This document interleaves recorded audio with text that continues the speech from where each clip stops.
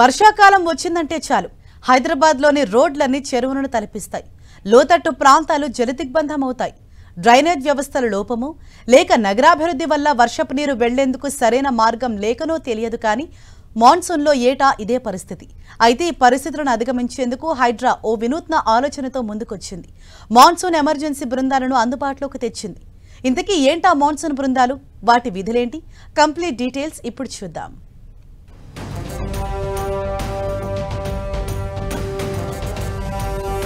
హైదరాబాద్ నగరంలో వర్షాలు కురిస్తే నీళ్లు రోడ్లపై పారడం, ట్రాఫిక్ ఇబ్బందులు తలెత్తడం సర్వసాధారణం.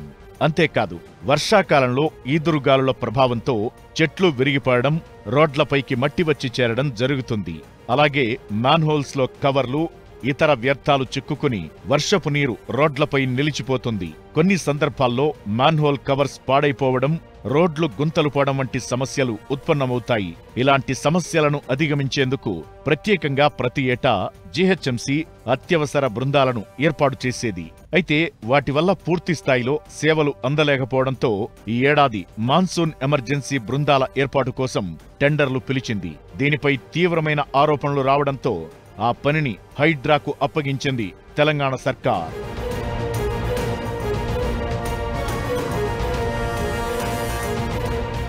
ఈ క్రమంలోనే హైడ్రా టెండర్లను పూర్తి చేసి వర్షాకాలంలో వరద ముంపు నుంచి నగరంలోని ప్రజలను రక్షించడంతో పాటు సమస్యలను వేగంగా పరిష్కరించేందుకు మాన్సూన్ ఎమర్జెన్సీ టీంలను సిద్ధం చేసింది.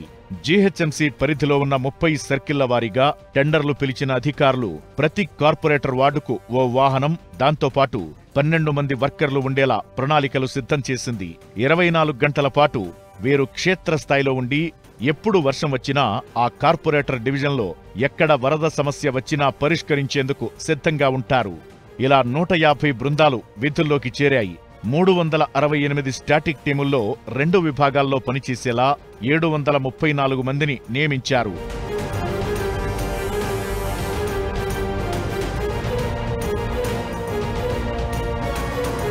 ఇరవై ఒక్క ఎమర్జెన్సీ బైక్ బృందాల్లో 42 మంది ఉన్నారు. వీరిని పర్యవేక్షించేందుకు 30 సర్కిళ్లలో 30 మంది మార్షల్స్ ఉన్నారు. ఇలా అన్ని విభాగాల్లో మొత్తం 4100 మందిని సిద్ధం చేసింది హైడ్రా. ఈ బృందాలలో పనిచేసే కార్మికులకు అవసరమైన పనిముట్లను సైతం హైడ్రానే సమకూర్చింది. క్షేత్రస్థాయిలో రోడ్లపైకి మట్టి, బురద వస్తే తొలగించేందుకు పార, గంపలు, ఎక్కడైనా రోడ్డుపై గుంతలు చేయాల్సి వస్తే గడ్డపారలు, రోడ్లపై విరిగిపడిన చెట్లను తొలగించేందుకు గొడ్డళ్లను కూడా ఏర్పాటు చేశారు అధికారులు. మెన్ అండ్ మిషనరీతో మాన్సూన్ ఎమర్జెన్సీ విభాగం రెడీ అయ్యింది. వీటితో పాటు హైడ్రాకు సంబంధించిన డిఆర్ఎఫ్ బృందాలు సైతం ఆయా సర్కిళ్లలో వరద ఉధృతిని లేదా ప్రమాదాల తీవ్రతను బట్టి చర్యలు తీసుకోనున్నాయి.